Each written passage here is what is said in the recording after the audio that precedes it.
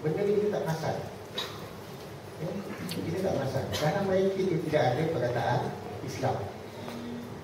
Tidak ada perkataan Islam. Jadi ketika kita bertarung, kita tak perasan sebenarnya benda itu pun kita tak dapat pertahankan. Jadi apa agenda kita? Kita kata kita nak mempertahankan akidah umat Islam. Dalam bentuk mana kita nak pertahankan? Sejauh mana kita kena berusaha untuk pertahankan?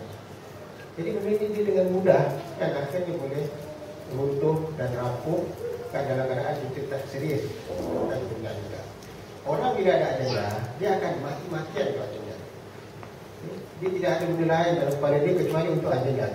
Kalau kita kata agenda kita adalah untuk mempertahankan Islam dan mempertahankan ciri-ciri Islam yang masih berbaki dalam negara dan mengukuhkan keislaman dalam struktur negara. Nah, jadi itulah satu agenda yang besar dan kena diperjuangkan dengan sungguh-sungguh. Ini kena diperjuangkan dengan sungguh-sungguh. Jadi akhirnya bila kita tak ada agenda, kita pun terhoyong hadam. Melayan dia tapi sekali kita hilang satu tanah kita hilang. Wilayah Iskandar sama kan itu pun satu benda yang kalau kita betul kita akan rasa cukup. Pulau Pinang pun kita boleh hilang kalau tak boleh serius. Sampah pun boleh hilang kalau serius hilang. Jadi semua tu kan dia bukan susah untuk jadi macam Selatan Sudan. Sebab kita dah ada pengalaman dah. Kita dah ada pengalaman Singapura tu. Kan Singapura ni adakah dia tanah Muslim ataupun tanah bukan Muslim? Yang itu sejarah ni. Dia adalah tanah Muslim. Tapi macam mana British boleh dapat Singapura ni? Bila empire bila pelabuhan Melaka jatuh, kemudian Belanda dia kembangkan pelabuhan Jakarta, Batavia, British dia cari pelabuhan baru, dia cuba Penang, tapi Penang tak berjaya. Dan sekarang dia cuba Johor. Dia cuba dekat Singapura. Bila dia cuba dekat Singapura, dia tahu potensi tu sebab sebelum tu ada pelabuhan Riau. Pelabuhan Riau juga. Jadi dia tahu potensi tu. Jadi dia bangun dekat Singapura. Bila dia bangun dekat Singapura, dia pun boleh mudik Sultan pada masa itu. Kan? Sultan pada masa ada Kristian istana. Dia Kristian dia ada Sultan Muslim dan Sultan Rahman. Jadi akhirnya ditapatkan Sultan Muslim sebagai Sultan di Singapura. Sultan Muslim boleh dipermainkan oleh British. Lalu British masuk. Bila British masuk, pedagang British pada masa itu yang duduk di situ adalah orang Melayu. Ada orang Cina. Ada orang Cina. Lalu British panggil orang Cina. Jadi sepatutnya British berniaga dengan orang Melayu. Kan? Sebab orang Melayu berniaga pedagang asal di situ. Tapi British datang ke orang Cina. Bila datang ke orang Cina, ini cerita bukan cerita lama bukan cerita lama ni, 1824. Bila British datang ke orang Cina datang dalam keadaan tidak ada modal.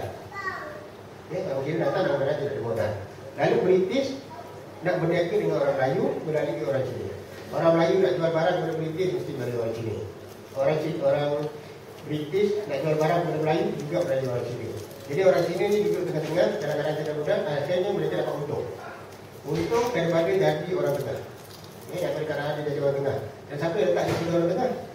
Kan? British. Dan pada masa itu berlaku luahan perasaan orang-orang Melayu dan Inggris terhadap suasana yang ada pada masa itu. Dan sebab mereka pada masa itu cukup tertekan. Apa boleh baca satu koleksi syair tantangan Singapura. Dalam tu ada 3 buah syair yang panjang-panjang. Yang panjang-panjang, 2 daripadanya ditulis oleh Tuan Sini, satu lagi tak tahu siapa penulisnya. Satu, nama syair itu syair dagang jual beli. Kemudian yang kedua, syair Tengku Perahu. Kemudian yang ketiga, syair potong gaji. Kalau baca tu, apa kalau tak menangis apa tak tahu. Kalau baca tu memang cukup sedih. Istilah-istilah yang digunakan. Kemudian cerita yang diceritakan. Macam mana orang lain pada masa itu berkuasanya pada masa itu terlalu lemah.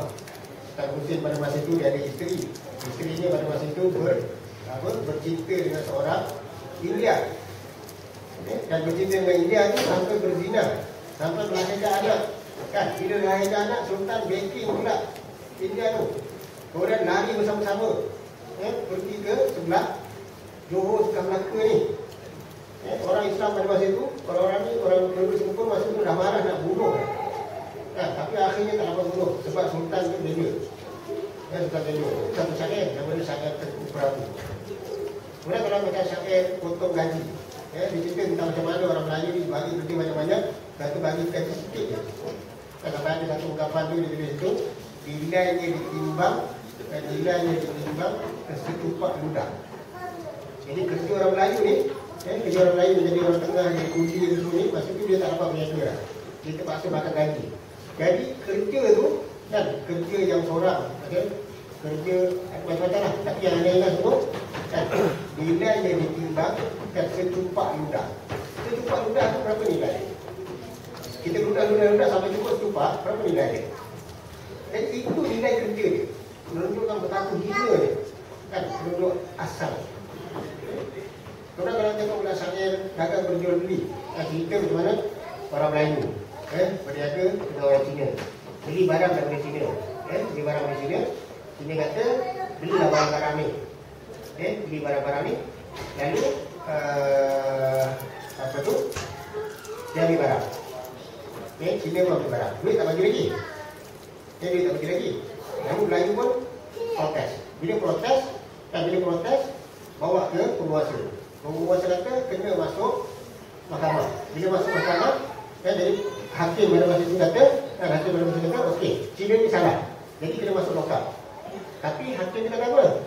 Jika dia nak masuk lokap, kan, dia kena dibagi kos lokap ni dibayar oleh orang Melayu ni.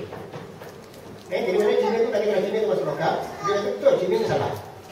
Cina ni salah. Jadi orang Melayu kata okey masuk lokap. Jadi dia kata boleh masuk lokap, tapi duit makan, duit apa semua tu dibayar oleh orang Melayu, bukan penguasa yang bayar.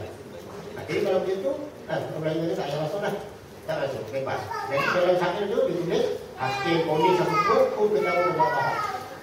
Jadi kita baca dulu. Dan itu asal sejarah seluruh. Ini sakian dia ditulis pada tahun 1821 atau 1871, lebih kurang itulah. Kalau saya itu dalam 1870-an gitu. 1870-an. Dan pada masa itu penduduk Singapura ni asalnya Melayu adalah majoriti. Tapi dengan kemasukan ini cerita sebelum 1820-an. Bila masuk tahun 1850, berapa persen orang Melayu? Berapa persen orang Melayu? Orang Melayu tidak sampai 30%. Asalnya majoriti. Yang orang Cina macam itu lebih 50%. Lebih 50%. Asalnya Melayu dan Bugis ni majoriti. Jadi ini sejarah dan bukan berlaku jauh sangat pun, baru 1 kurun lebih saja. Jadi ada cerita tentang ini tidak ada agenda. Akhirnya Singapura ni tak ada agenda, kita tak ada sebagai negara lain kan. Kita tak ada agenda untuk mengembalikan Singapura. Anda bukan ajak perang Singapura apa kan, bukan begitu. Tapi ada cerita tentang contoh macam mana orang Palestin mempertahankan Palestin, macam mana orang Palestin mempertahankan Gaza, macam mana orang Palestin mempertahankan Gaza, macam mana orang Palestin mempertahankan bandar-bandar yang ada di Palestin tu, bandar Nablus, bandar Quds sendiri kan, kemudian Tebing Barat kan, bandar Hisan, bandar macam-macam lagi kan, dekat situ Anjalus sendiri. Semua sejarah pertahankan macam-macam. Tapi kita punya agenda dalam sini. Kita tak ada agenda dalam sini. Apa nak jadilah? Dia nak jadilah. Sampai sebenarnya asalnya keadaan dia begitu. Kan, dulu di Ramli itu banyak dekat studio Jalan Ampas. Studio Jalan Ampas ni Singapura. Jadi bagi kita dengan Singapura itu mempunyai perkalian yang cukup rapat dan kita mempunyai tanggungjawab yang cukup tinggi. Jadi bukan setakat mempertahankan apa yang ada itu. Jadi kalau kita tak ada agenda besar, akhirnya banyak lagi yang akan terlepas dari tangan dan tangan kita. Ini adalah lepas dari dulu dan bukan ada yang mudah. Okay. Tidak akan cara lagi itu. Jadi berkumpul yang ada. Kemudian kalau tengok generasi bawah, generasi yang 20-an, kan antum ni tidak bahaya lah nak datang ini. Yang kawan-kawan antum lagi berbalik. Dan kalau tak tahu Malaysia ni SPM 200,000, berapa persen yang masuk universiti? Yang berapa persen yang tak masuk universiti? Yang masuk universiti aku dah orang yang jaga, yang tak masuk universiti aku dah orang yang jaga. Jangan tengok generasi 40-an, tengok generasi 20-an. Dia orang dengan hiburan tu lagi. Dia orang dengan internet tu lagi. Dia orang dengan agenda hidup perjuangan apa semua tadi. Kan suatu yang cukup menakutkan pada kita. Kemudian antara cabaran lagi, antara lain adalah isu perkenaan penggunaan kata cabaran perpaduan. Ini pun adalah merupakan unsur kekuatan yang kedua dalam agama. Jadi sebab itu contoh macam di Malaysia, kita ada banyak sebab berbeza. Tapi kadang-kadang ada setengah pihak yang sengaja mencari titik-titik perbezaan. Sebab itu kalau macam kita dalam semua, kita sekarang ni kita mula bincangkan tentang isu Syiah. Kenapa kita bincangkan isu Syiah? Sebab Syiah dia boleh menjadi pencetus kepada perbalahan. Sebab sejarah kita tengok Syiah ada di Iraq bersalah. Bila Syiah ada di Bahrain bersalah. Bila Syiah ada di Vanuatu pun dia akan ikut bersalah. Sekarang ni orang Iran yang berada di UPN, yang buat masa PAP, mereka ada lebih kurang 1,000 orang. Kemudian begitu juga yang ada di PN. Begitu juga dengan apa yang dekat UN. Dan penangkapan baru ni pun, baru ni adalah merupakan satu yang real. Maknanya orang-orang Melayu menjadi Syiah. Sebab Syiah dia ada satu perasaan anti-Sunni yang kuat. Lalu kita sama orang Islam akan berpecah disebabkan kerana benda yang berubah itu.